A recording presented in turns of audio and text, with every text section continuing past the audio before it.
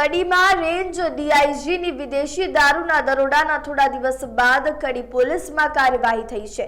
Range IG Virendrasinh યાદવની ટીમે લાખો રૂપિયાનો દારૂ કડીમાં પકડ્યા બાદ હવે જિલ્લા પોલીસ વડાએ કડી પીઆઈ સહિત 3 પીઆઈ અને 2 પીએસઆઈની બદલી કરી નાખી છે। કડીના પીઆઈ પીએલ વાઘેલા થોડાક સમયથી સતત વિવાદોમાં ઘેરાયેલા હતા। સ્થાનિકોમાં તેમની કામગીરીને લઈને અનેક શંકા કુશંકાઓ જન્મેલી હતી।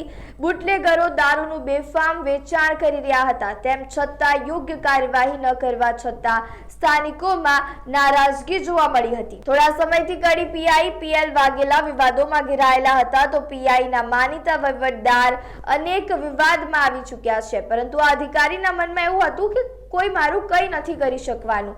ત્યારે થોડા દિવસ પહેલા રેન્જ ડીઆઈજી સ્ક્વોડે લાખો રૂપિયાનો દારૂ પકડ્યો છે અને પીઆઈ પીએલ વાઘેલાની ઊંઘ હરામ કરી નાખી છે।